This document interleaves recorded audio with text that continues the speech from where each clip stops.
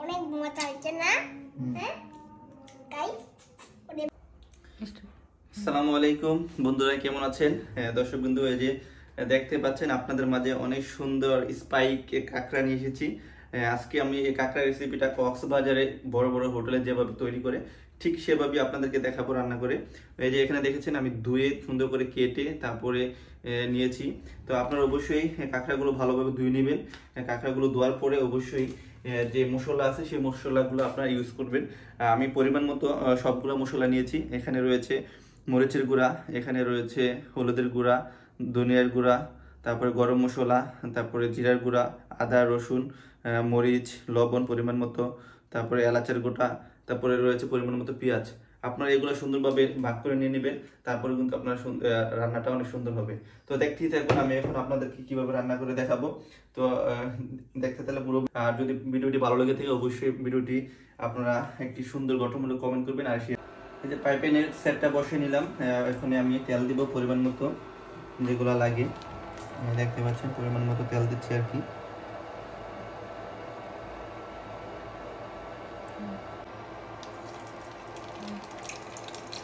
তেজপাতা, এলাচের গোটা এগুলো দিয়ে দিলাম, একটু নেড়ে নেব।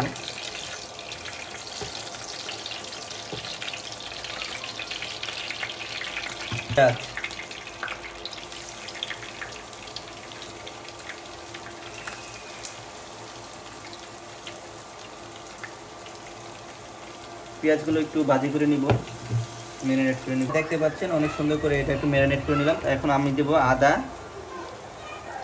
পরিমাণ মতো আদা দিয়ে দিব, পরিমাণ মতো আদা নিয়ে নিয়েছি আমি। তারপরে দিব রসুন।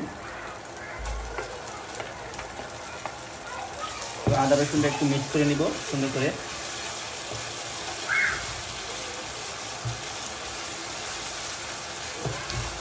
লবণ, স্বাদ মতো লবণ নিয়ে নিব, দেখতে পাচ্ছেন।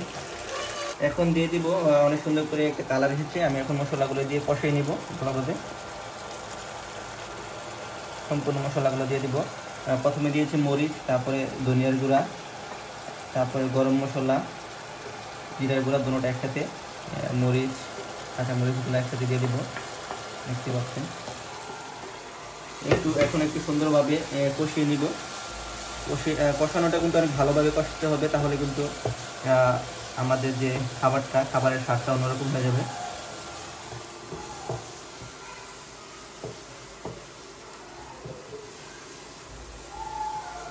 তো দেখতে পাচ্ছেন অনেক সুন্দর একটি কালার চলে আসতেছে। একটু তেল আসলেই কিন্তু আমার কষানোটা অনেক সুন্দর হবে।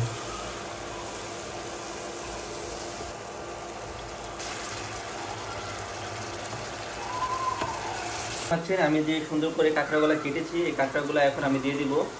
কষানোটা কিন্তু অনেক সুন্দর একটা ঘ্রাণ চলে এসেছে, অনেক সুন্দর একটা ফ্লেভার চলে এসেছে। কাঁকড়াগুলো এখন আমি দিয়ে দিব, দিয়ে কিন্তু একসাথে একদম ভালোভাবে মিক্স করে নিতে হবে।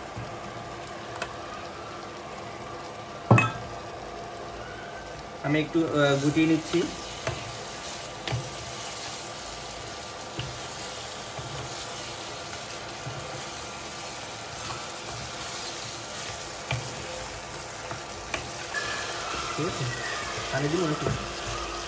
এই যে এখন আমি কষানোর জন্য একটু সুন্দরভাবে ঢেকে রাখবো, যেন সুন্দরভাবে সবগুলোর ভিতরে মশলাটা পরিপূর্ণভাবে যায়।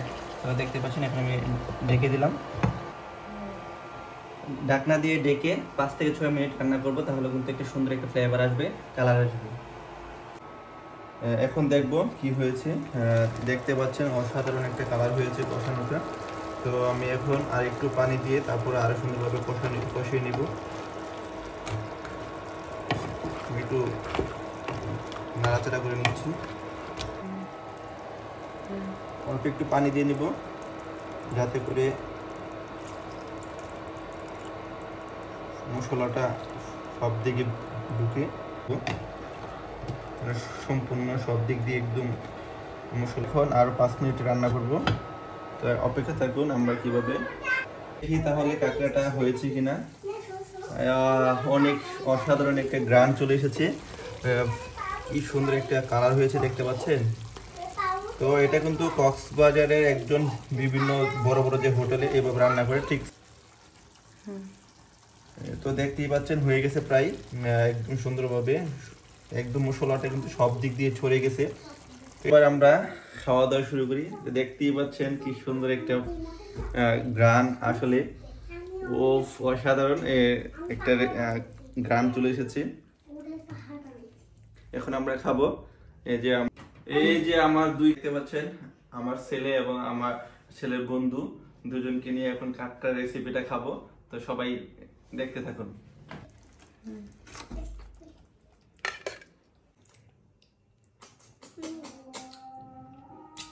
অনেক মজা, অনেক অনেক মজা হয়েছে।